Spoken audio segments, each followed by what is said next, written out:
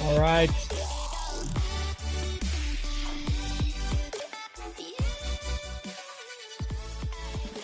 All right. Welcome back, everybody, to the show.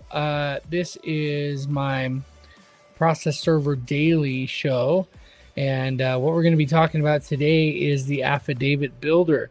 If you're new to the show, just know that we are process servers, private investigators, notary publics, service providers all over the country that want to rank better on Google and get more business, be able to build a business that can provide for you and your family. And it's 2026.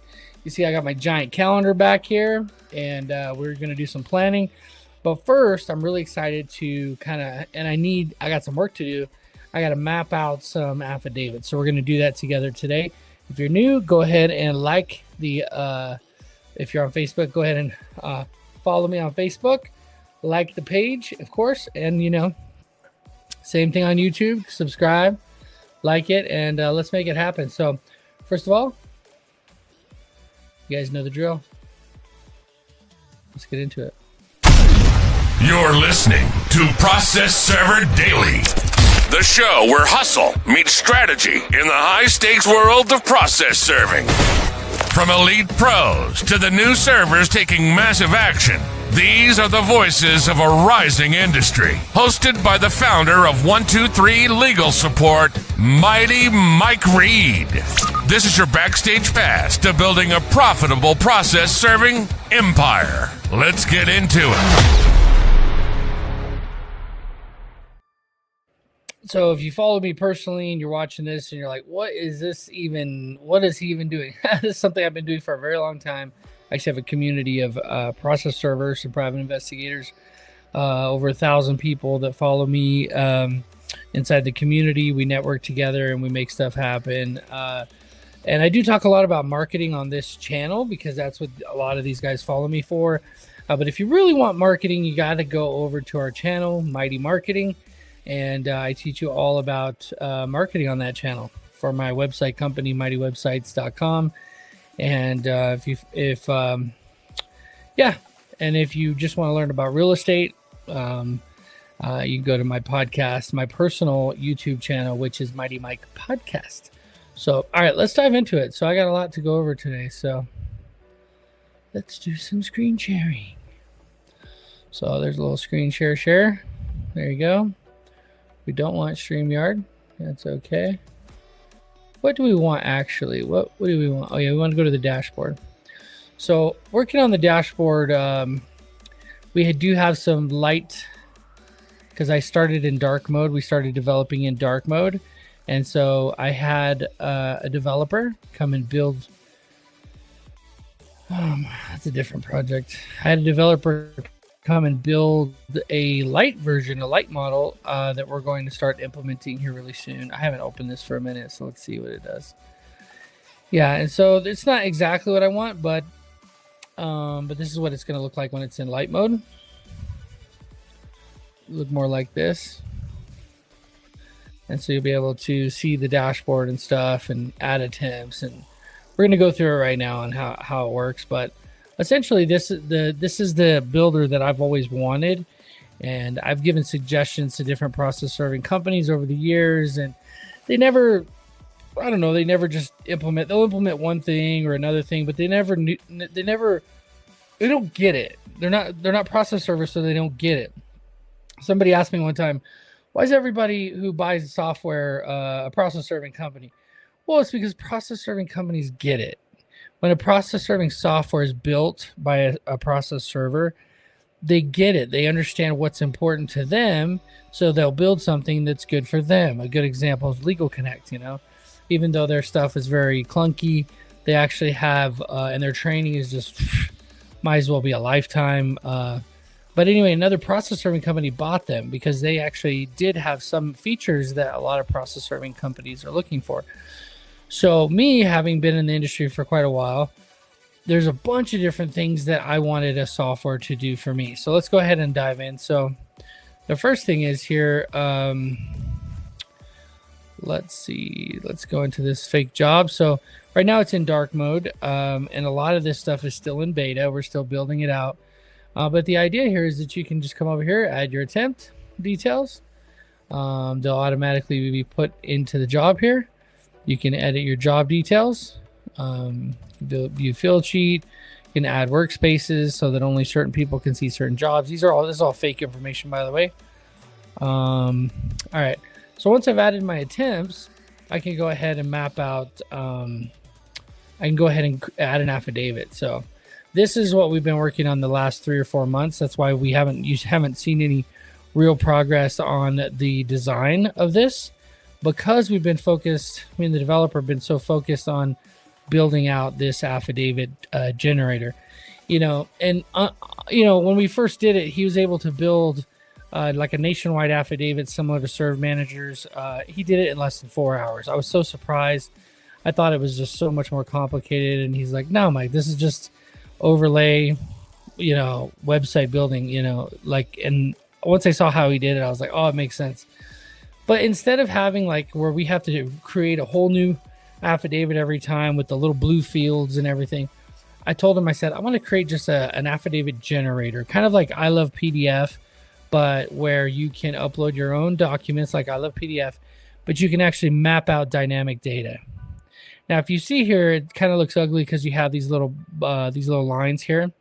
But you can delete any of the boxes by clicking on this little X right here. You can map it out by dragging this. I always recommend dragging it out. So we're going to actually just map out some new ones today because I just needed to do that anyways. So I have a few more features that you guys don't have. Eventually, we're going to release this. We're going to design it differently. I think it might even be dark on the sides, and I don't know. We'll see. But I want it to look better than this. This is just the beta for right now, so I can make it work for you. Make it work for you guys. But see, I can go ahead and like X out of this. Let's go ahead and pick a brand new one. What is something, actually one of the things I wanted to create, I'm going to create right now, is I want to upload a Freedom of Information Act request form. Freedom of Information Act request form. Now, I know I've pulled one of these before and we have them in different places on our software, but let's just find a fresh one so you can see how this works. So there you go, .gov. Okay. Request records. How do I get results? We want to actually download. We want to actually download the PDF. It might be trying to make it easy for us to do online, which I do like to do. By the way, with this form, you can literally tell any public entity to tell you information that they wouldn't give anyone else.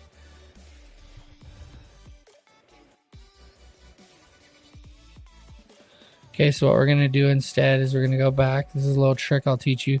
In skip tracing, it's called a Boolean search. So when you do a skip trace for somebody and you're trying to find the bad guys or whoever you've been paid to find, one of the things you can do is you can say Freedom of Information Act request form. And so what I'm going to do is I'm going to put the abbreviation Freedom of Information Act, FOIA. I'm going to put it in quotes. It's going to say, I want you to show me things that are for sure that have this. And then I want you to also look for anything that relates to PDF. Like I want a file that ends with a PDF like that. Boom. Freedom of Information Privacy Act request. There you go. There it is. Documents and forms. So that's how you can find things the fastest. So let's see. Here you go. So there's some stuff. Select type of request, information from a immigration record.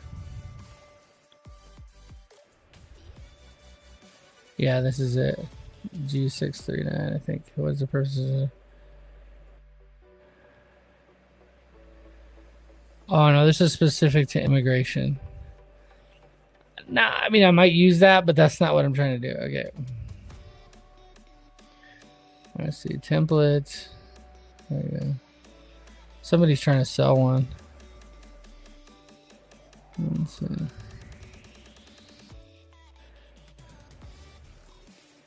Request letter template. Here you go. Items marked. ed.gov. Interesting. Copy the following documents. So you could fill it out right here. See, this is kind of what we're doing with our template builders. We're making it easy for you to be able to fill out, which it looks like they already did here.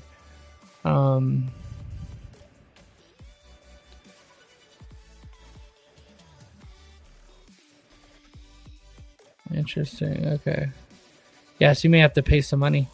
So what I want to do here is I'm going to go Control P. Let's see what we can get. Yeah, okay, good.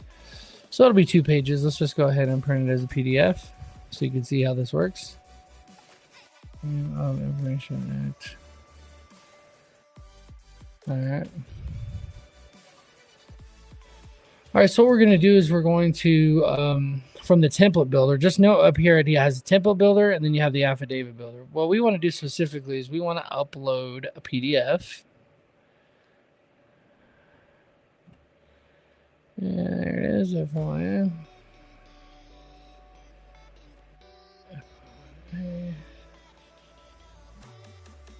Okay.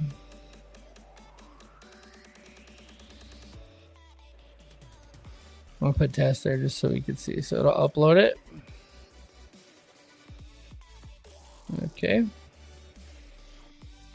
Looks like it gave us the 2 pages that we're looking for, which is nice. We go ahead and hit refresh here.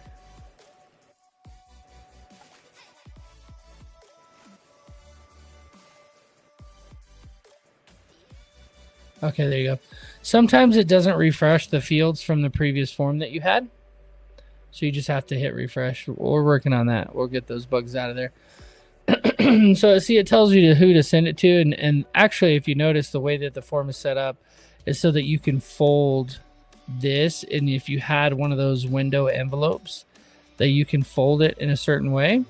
I know because I used to do this. And it will automatically be visible to the person. So you could quickly, if this was mapped out, and I'm going to show you how to map it out, you can put dynamic data in here and immediately print this out. So for some reason you're sending a server out, you're not sure if the address is good, you could come over here really quickly to affidavits. And even though it's not an affidavit, this is a template builder, right? So we might expand this to be like, instead of it being affidavit, it'd be just like document or something, because we're going to have a lot of different things. So let's see. So obviously this is your address. So you can just do static text. So let's just throw in a static text box. Okay. All right. So you see where the text is going to show up.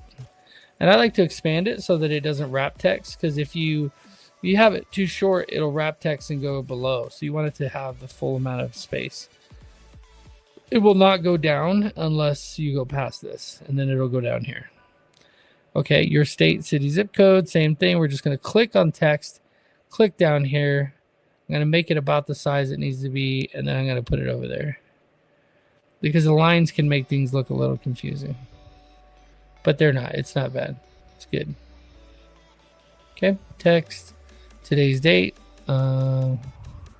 So you could do like there's some dynamic fields that will throw in the date.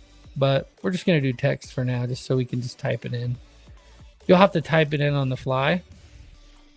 You could do signature date and it'll automatically show up there. Okay. So let's see here. I request a copy of the following documents or documents containing the following information be provided to me. I'd identify the documents or information as specifically as possible. Now, if you're thinking like, but Mike, you could have just submitted it online. No. What you're using this for is you're using this because you can walk straight into the post office. I mean, sure, you can mail it and wait for it to come back. But if you mail this, if you have this filled out all official, like, oh, shoot. Yeah, if you have this all filled out all official, like, then you can just walk right in and they'll just tell it to you. They'll just go back and look at the post office box, the physical address attached to the post office box, and they'll just give it to you right there. And if you you sold it properly, then you can get that information. So request a copy of this document. All right, so this is gonna have to be text as well. And just make it big like that, and then you can just fill it out.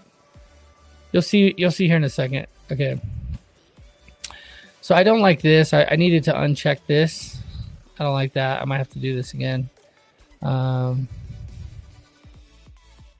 an individual seeking information for personal use. I don't like that.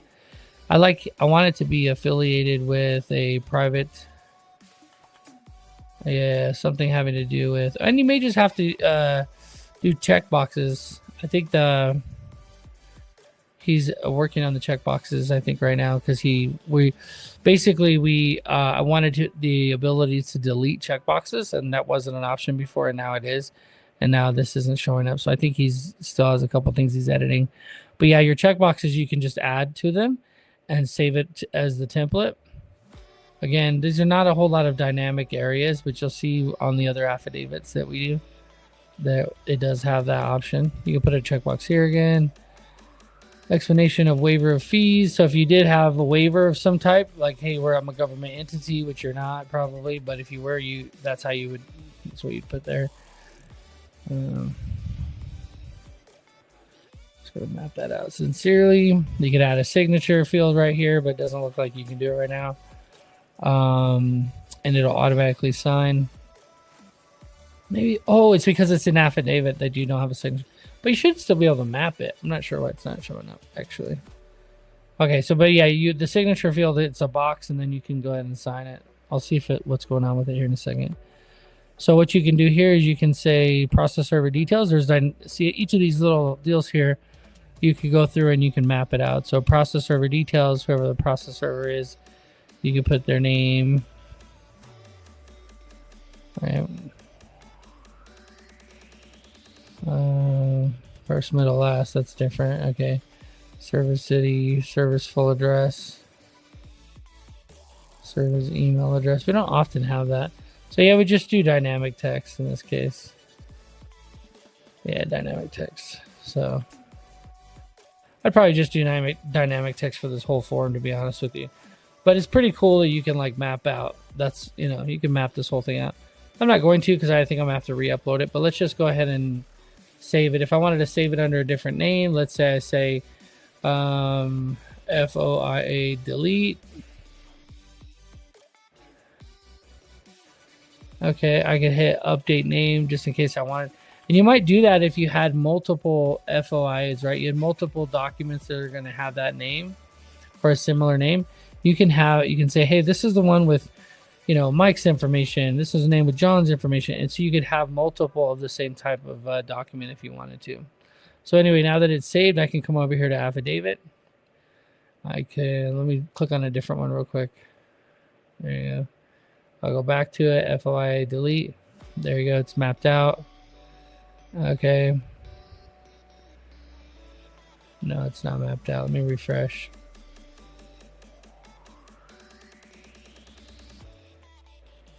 There you go, it's mapped out. So now it has the ability for me to just type text in here in these fields. It looks like I lost them. Let me hit refresh again.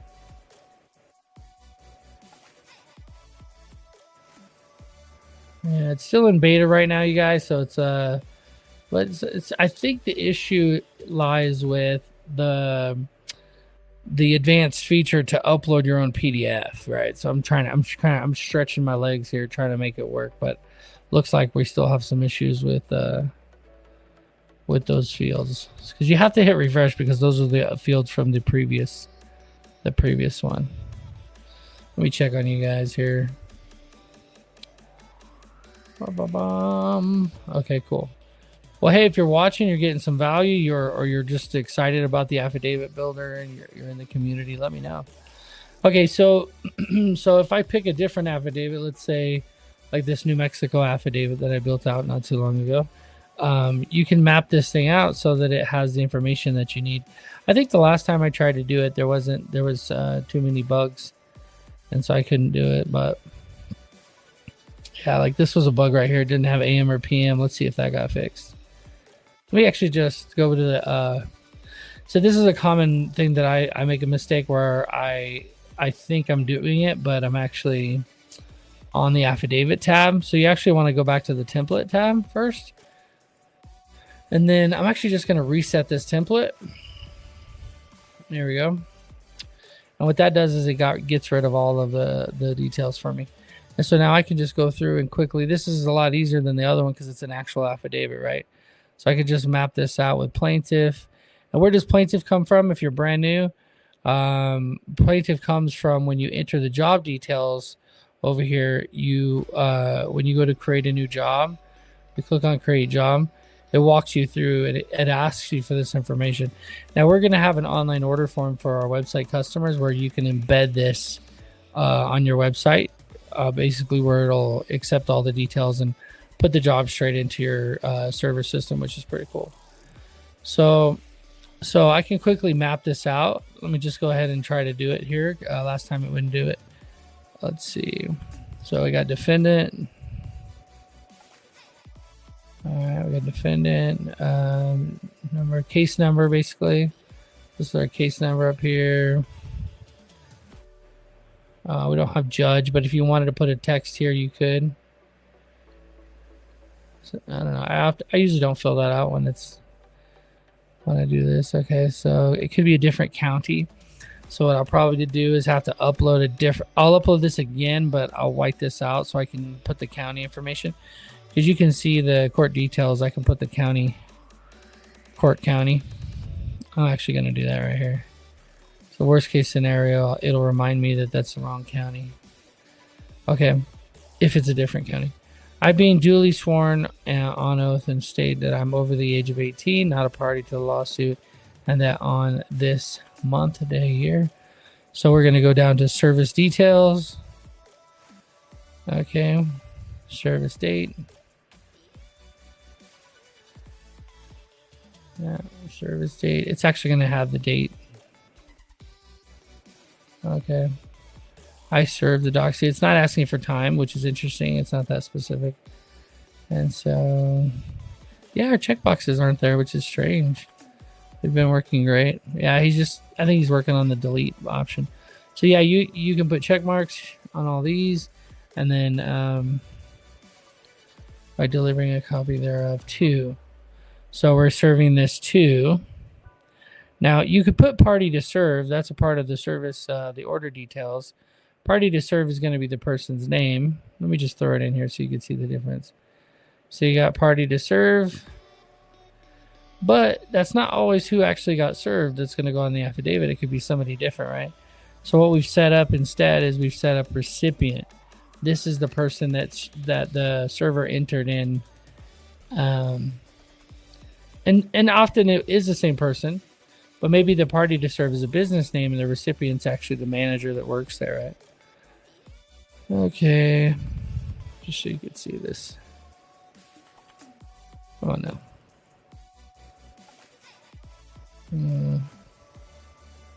Let's see here. All right, so now the service address, recipient's full address. Where's that at? Oh yeah, they got all kinds of stuff here. So it's going to be under service details because that's how it was served, right? The address it was served at. So you put the server's address. I mean the service address. Again, if there was non-service, there would be a checkbox here, and you wouldn't fill out any of this. Checkboxes. You can add text right here.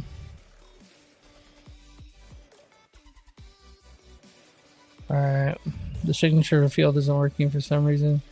Title, again, there'll be a text box. Now you could do a text box and then save the text.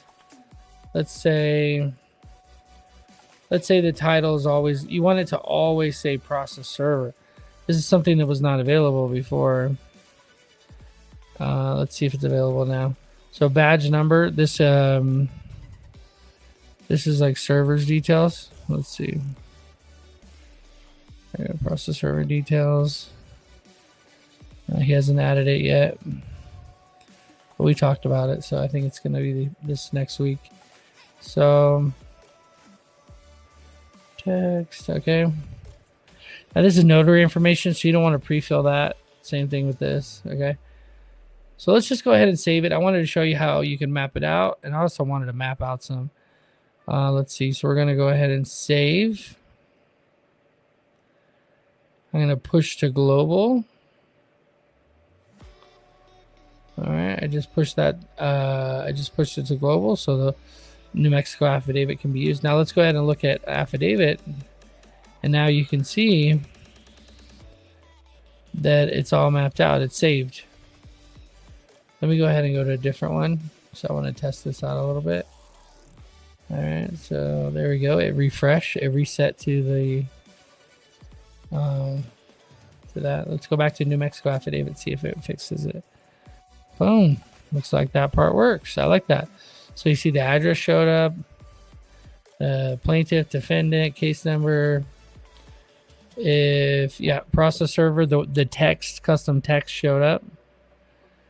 We don't have our signature because there's something going on with that. We don't have the checkboxes. But everything else seemed to work. See, if it was a different county, like Butte County in California, well, you wouldn't use this proof, first of all. But there are different counties in New Mexico, right? Santa Fe, Bernalillo, Torrance, right? So I need to wipe this out right here and then put this field right here. That's what I need to do. So for right now, I'm just going to put it like that. So anyway, there's no options to like do a whole bunch of other things over here because this is the affidavit part. So if you're ever confused, like where do my buttons go? Well, you have a template builder where you can make changes to things. And then you, for your affidavit generator, you're actually just completing an affidavit or you're just completing a document, right? You're not actually building out the template for yourself. Once you understand the templates and how they work, this should speed up your time on doing things, on doing affidavits. I used to stay up till 2 o'clock every morning for like 3 years straight after serving all day, morning, afternoon, and night, just so I could do affidavits. I used Serve Manager for many years. I used PST for a little bit. I used TriStar. I tried to use Legal Connect for a little bit. It didn't make any sense. It's supposed to be like this advanced software, and but when I e-filed something, that e-filing, I would have to then go and do the data entry for the process serving part of the job. Like, it didn't make any sense. It's like, if I've already e-filed, my customer's already e-filed it, why do I have to enter it as a new job, right? Also, if the biggest thing for me was that they wanted to charge my card for credit card or for filing fees, and then they wanted me to try to collect it from my client. And so it kind of makes it where you have to know your clients and trust your clients. And who does that?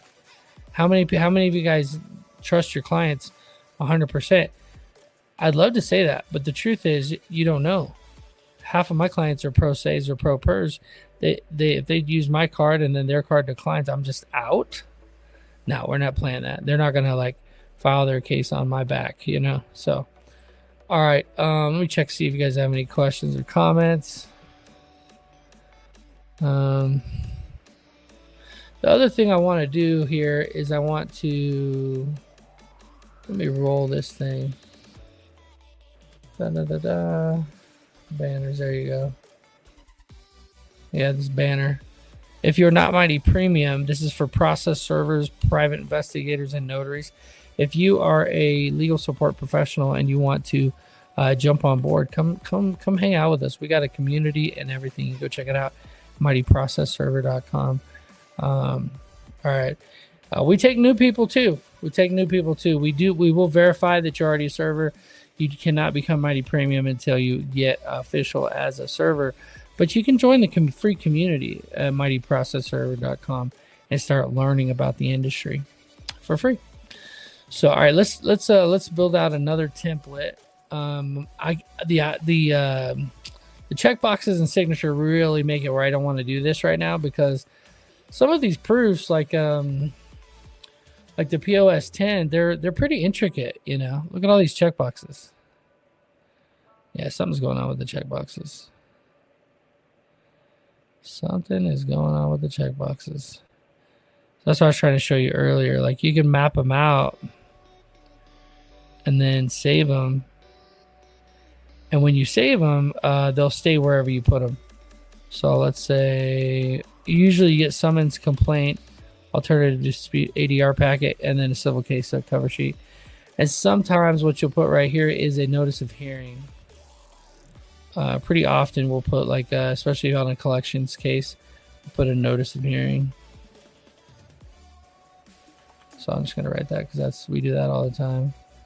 And so if you're not serving the notice of hearing for whatever reason, then you don't want to put it, right? You don't want to put that.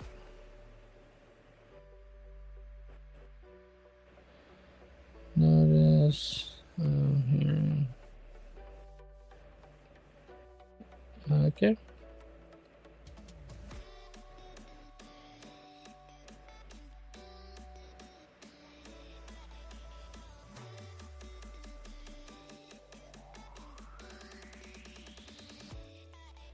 Good grief. Okay, here you go. Service address. Yeah, I don't like that. Sometimes that gets annoying. You got to try to figure out how to map it out. But anyways, I'm going to have to come back to this anyway when the checkboxes are working properly. So yeah, you map it out. You put the text, you put the boxes where they're supposed to be, all that good stuff. And then you just hit save. It's pretty simple. And if you're like, I want to send this to somebody else, you can go ahead and it's not an option for you to push to global yet, but because I don't want stupid stuff to happen. Somebody puts in here like something foul and then tries to push it to global. So, but you can push to global. You'll push it to me, and I'll get to review it and check it out. And if I like it, then I'll publish it to global. So, yeah, this is it so far. It's looking pretty good. There's a couple little bugs, obviously, that we're working through, but it is exciting. And so, yeah, I'm gonna have to wait till Monday. Talk to my developer. He's building out. He's just doing like 100 different projects for me, and so some of them take a while. One of the things I'm excited about is whenever you complete an affidavit and you send it for signature, it will let you know if it's been signed or not. And anything that's past due and hasn't been signed will show up right here, like in red, and you can hit resend. So you can basically just hit resend, remind the server to sign each time, depending on how many days have gone by. You could just hit resend, because that is a problem. Server signing affidavits in a timely manner is the big issue. So once the last thing I want to show you here, if you're new to this, is you can either send to sign to somebody, or you can sign and save yourself. So if you're the one person who completed the proof of service, you can actually create a custom affidavit. Custom email signature using your mouse. We are going to come up with the ability for you to do this on your phone, but that's pretty good. Like you can do it with your mouse if you're creative. Just figure it out, people. Okay, so we're going to click add this to affidavit.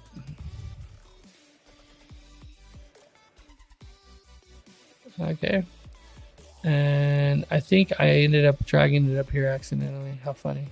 So there it is right there. Oh yeah, so this goes down there, but that's how it works. If you click edit, that's automatically going to go away. Let me just move this down here so you can see how it's supposed to look. See, it's messed up on the affidavit builder. I need to fix it on the template builder, basically. So there you go, signature. So that's where it's at. So if I go sign and save, add this to affidavit, it adds it right here. And then you can see the downloaded version without lines and stuff right here. Now, obviously this is all messed up. I haven't mapped this out properly. So once I map it out properly, when the checkboxes are there, you'll see how it works. It's pretty cool. It's probably the hardest thing I've ever done. It is a challenge to do any kind of software as a service. Definitely a challenge, but it's worth it. It's worth it because once it's finished, we'll be able to manage all of our jobs in one place. We'll be able to send out serves and things like that. And for those of you guys that are like, oh, he just doesn't want to pay for a software, I've already paid tens of thousands, over $20,000 on this one project. And I'm only saying that because I'm just telling you how hard it is. Like, just to get from design idea onto a website is pretty difficult. But to take that and then have it do some pretty advanced things like building affidavits and sending an email every time you click a button or click this or click that, to notify the client of the status. It's a lot. But I'm already pot committed. Those of you that are poker players know what I mean. I'm already pot committed. I'm not going to quit. I'm going to create the absolute best affidavit generator. That's my first goal. And after we do that, we'll move on to the next thing. So even if that costs me 50 grand, I'll keep going. 100 grand, I'll keep going until that's done. And then we'll move to the next thing, which I actually believe that once the portal's done, I think that a bid board is going to be the next big thing.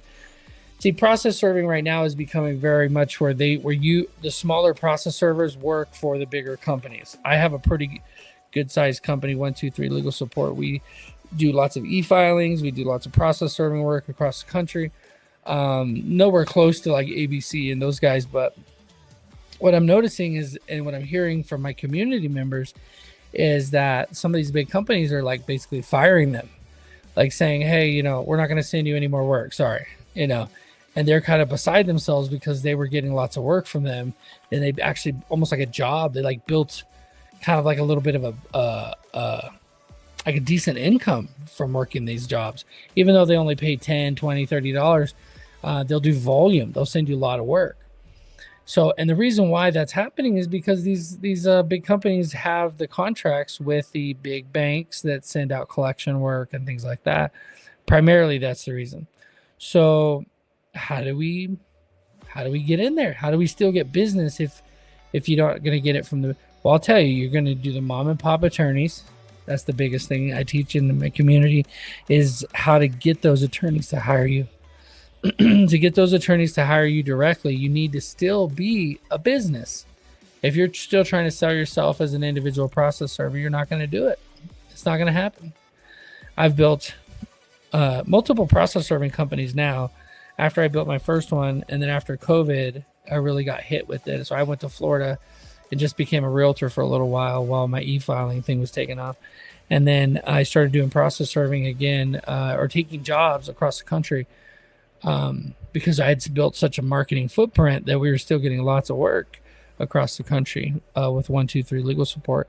And so that's ramped back up and doing well. And I started a new company, ABQ Server, here in New Mexico, not using any of my contacts, not using any of my attorney clients that I already had, nothing like that. And I went live on YouTube, and I show you how, using the scripts that I learned from marketing or from real estate, how you can actually, hi baby, my little puppy's in here, how you can actually get clients directly, like instead of having to depend on those big box companies, you can actually get the work directly to yourself. And in real estate, I learned that if you don't make any calls, you don't do any, if you don't do anything, then you don't get any business. You don't make any money. Simple as that. And so when I moved back here to New Mexico, I thought, what can I do to help processors? Because I heard a lot of people coming out of COVID, a lot of people were struggling, and their work had dried up a little bit. And I was like, well, it shouldn't be that hard. Like, it should be the same concept. How can you force appreciate your business? Not just do all the marketing stuff that I've always done and go into offices, but how can I speed that process up? And what does that look like? And it was simple. Is pick up the phone. Just like with real estate, pick up the phone and start dialing. So that's what I did, and we were able to get to, I think it was 12,000 something in the Stripe account after 15 days. Those are online orders. People coming, attorneys going to my website, ordering using the stack forms that I build for my clients. I did all the same stuff I do for my clients, I did for myself. I showed you how to do it. I show you how to do it for free inside the community. So if you're not already a member of the community, you can actually go join for free. They'll put the link right here, mightyprocessserver.com. Right there. You go there and join for free. This week, we're starting on Tuesday. We're starting our masterminds up again for the new year. And basically, we go through, teach you how to do all the things that you might need that you will need to build a successful process serving company. However, if you're looking to take it to the next level, you want to join Mighty Premium, because Mighty Premium is where you get the Mighty Marketing course. You get upgraded to Mighty Marketing Community, where basically all of my marketing customers are there and they see what I provide, and they learn about all the different marketing tools, resources, and tactics that I use to be able to rank. I consistently see our customers posting, Faithful Path Investigations just posted. They're ranking #1 in their area. AI's recommending them. Jessica out of Washington, Sheila, the list goes on. The people who we built websites for that rank #1 in their area. It's pretty much like 80-90% that everybody I look at, they're ranking first. So anybody who is brand new and they just had their website built and they're waiting for Google to index them and rank them. But it's not just about ranking on Google. It's about what you do to make relationships and connections with attorneys that actually need somebody to go serve the paperwork for them. Now, if you're a notary, we welcome our notaries, our private investigators. These are all different things you can do. Right now, I read this book a long time ago, and I'm rereading it because I want to launch a course. This guy right here, Kenneth A. Brennan, he actually has a process serving book as well. He's kind of an old timer, like PI guy. He's got glasses and stuff. But I highly recommend this book. It's actually a really good book about buying judgments and how you can and enforce judgments on people. And I got into it pretty heavily back about 4 years ago. And I made some pretty good money. I never went all in on it, just like I never went all in on the PI stuff. But the cool thing about judgment enforcement, if you're a process server, is that process serving is like the beginning of this. So if you're serving legal documents, you're the person who's like starting the case. Obviously it gets filed, but the other person in the case has to be notified. That's what process serving is. So once you serve a legal document on that person, now they know they have a hearing date they got to show up to. But it also sets precedent that creates what's called jurisdiction, that the court has jurisdiction over you. You've been served. So, this is where they can put you in contempt, stuff like that. So even though you are doing a service for them, letting them know that they have a hearing date, you are giving the court authority over them, because now they've been properly notified that there's a case pending against them, meaning there could be a judgment against them, meaning there could be collection, actual like levying of their bank accounts, wage garnishments. There's a bunch of things we could do. We could put liens on homes, liens on vehicles, liens on businesses. There's a lot of things we could do. So why is that important to process servers? Well, because when you go to, let's say, a networking meeting of other business owners, the idea that you would show up there proactively is kind of silly. It's not, but it is. Like, think about it. It's like showing up and having a plumber is a good person to have, but you rarely see them in those situations unless they do a lot of commercial plumbing, because they're needed. Like, you don't just want a plumber. When you need a plumber, you need a plumber, right? And so the idea that they would show up and be like, yeah, just in case your toilet's not working, I'm here for you still. They could, and I've seen them, but for the most part, you have HVAC people, and you have you have contractors, painters, people that it's like you when you need them, you maybe not need them, but you're like, I want them. I'd rather pay someone to do it than have to do it myself. And that's what judgment recovery is. Judgment recovery, process serving is like you're going to have to hire one no matter what, whether it's a sheriff or a process server. Stay in front of them so that you hopefully get that work. But when you go to these networking meetings, the ability to say, if you have a judgment and you want a judgment against somebody, especially in the real estate community, If you have a judgment against somebody and you want me to go get it for you, I'm willing to partner, and we could do 50-50. If I don't collect anything, you don't have to pay me anything. If I collect, then you pay me half. This book teaches you how to do that. All right. So if you're not in the community, come join the community. I'm actually going to do a series this year, the second quarter of the year. We're going to go through judgment recovery step by step, how you can get involved in it as well. It's not going to be any additional money. It's just for Mighty Premium members. And so join, lock in the rate, the low rate of $77.